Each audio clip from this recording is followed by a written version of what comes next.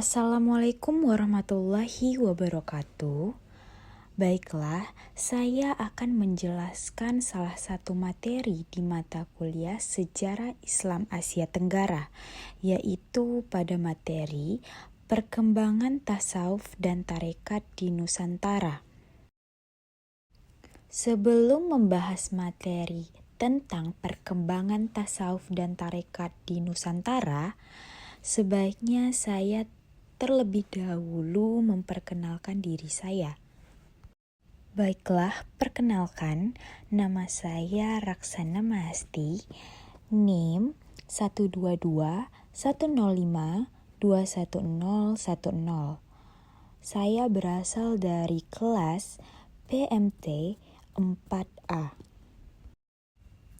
Baiklah, kita akan membahas tentang pengertian tasawuf, pengertian tarekat, serta hubungan keduanya. Selanjutnya kita akan membahas perkembangan tasawuf di Pulau Jawa, perkembangan tasawuf di Pulau Sumatera, perkembangan tasawuf di Pulau Kalimantan, perkembangan tasawuf di Pulau Sulawesi. Selanjutnya akan membahas tentang perkembangan tarekat di Nusantara, dan yang terakhir kita akan membahas tentang kontribusi perkembangan tasawuf dan tarekat di pendidikan Indonesia. Yang pertama kita akan membahas tentang pengertian tasawuf. Secara etimologi, tasawuf berasal dari bahasa Arab, yaitu dari kata suf yang berarti bulu. Pada waktu itu, para ahli tasawuf memakai pakaian dari bulu domba sebagai lambang merendahkan diri. Sedangkan secara terminologi, para sufi dalam mendefinisikan tasawuf itu sendiri sesuai dengan pengalaman batin yang telah mereka rasakan masing-masing. Baiklah, selanjutnya kita akan membahas tentang pengertian tarekat. Sedangkan tarekat sendiri secara etimologi berasal dari kata torikoh yang berarti jalan, dalam artian jalan yang mengacu kepada suatu sistem latihan meditasi maupun amalan-amalan yang dihubungkan dengan guru sufi.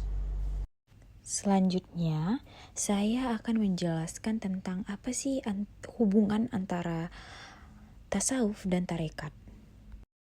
Di antara keduanya, tampak sulit dibedakan dan tak bisa dipisahkan antara satu dengan yang lain. Tasawuf adalah sebuah ideologi dari institusi yang menaunginya, yaitu tarekat. Baiklah, selanjutnya kita akan membahas tentang perkembangan tasawuf di Nusantara.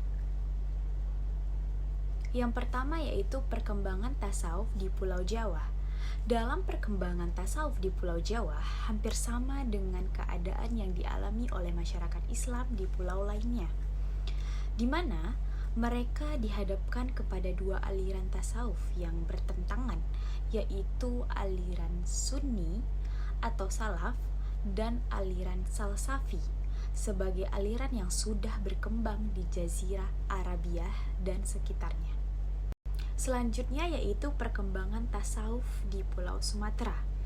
Perkembangan tasawuf di Pulau Sumatera tidak terlepas dari upaya maksimal para ulama sufi yang bermukim di beberapa daerah di pulau tersebut untuk mengembangkan ajarannya.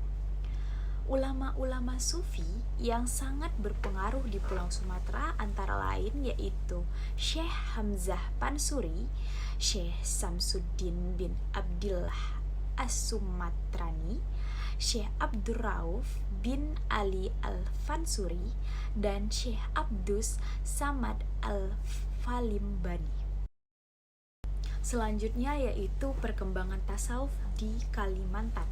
Perkembangan tasawuf di Kalimantan sama halnya di pulau lain di Nusantara, di mana ulama yang bermukim di daerah sana berupaya semaksimal mungkin untuk menyebarkan ajaran tasawufnya melalui dakwahnya, buku karangannya, maupun melalui tarekatnya. Baiklah, selanjutnya yaitu perkembangan tasawuf di Sulawesi. Perkembangan tasawuf di Sulawesi tidak jauh berbeda dengan keadaan di pulau lainnya, di mana ajaran tasawuf yang diterimanya ada yang bercorak sunni dan ada pula yang bercorak falsafi. Dan yang sangat disayangkan karena kebanyakan penganut tasawuf falsafi mencampur baurkan ajaran tasawuf dengan ilmu hitam atau guna-guna, sehingga makin membingungkan masyarakat awam. Hal semacam inilah yang membuat citra tasawuf di mata masyarakat semakin direndahkan, sehingga sekarang kurang diminati banyak orang. Baiklah, selanjutnya kita akan membahas tentang perkembangan tarekat di Nusantara. Terdapat beragam aliran tarekat yang mengalami perkembangan di Indonesia seperti tarekat Qadiriyah, tarekat Rifaiyah, tarekat Naqsyabandiyah, tarekat Samaniyah, tarekat Kalwatiyah, tarekat Al-Haddad, tarekat Khalidiyah, dan tarekat Syatariyah. Perkembangan tarekat-tarekat ini di Indonesia dipengaruhi oleh tokoh-tokoh seperti Yusuf Makassari, Syekh Ahmad Khatib, Ismail Minangkabawi, dan lainnya. Kontribusi mereka telah menjadikan tarekat-tarekat tersebut dikenal secara luas di seluruh Nusantara.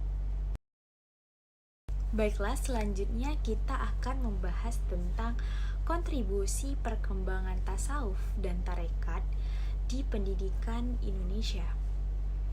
Dalam kehidupan modern yang serba sibuk mencari materi, tasawuf juga bisa dikembangkan ke arah yang konstruktif, baik yang menyangkut kehidupan pribadi maupun sosial, sebab cepat atau lambat, manusia akan terkena penyakit alienasi atau keterasingan karena proses globalisasi dan modernisasi yang begitu cepat. Orang butuh pedoman hidup yang bersifat spiritual dan mendalam untuk menjaga integrasi kepribadiannya. Pedoman tersebut terdapat dalam ilmu tasawuf dan diamalkan dalam tarekat yang memberikan pemahaman mendalam tentang seluruh ibadah yang dilakukan. Pemahaman yang baik tentang semua ibadah yang diamalkan akan mendekatkan diri kepada Allah Subhanahu wa Ta'ala. Dengan demikian, ibadah yang dilakukan dalam bertasawuf ternyata erat kaitannya dengan akhlak. Baiklah, itu saja yang dapat saya sampaikan mengenai perkembangan tasawuf dan tarekat di Nusantara. Mohon maaf bila ada kesalahan kata. Saya akhiri. Wassalamualaikum warahmatullahi wabarakatuh.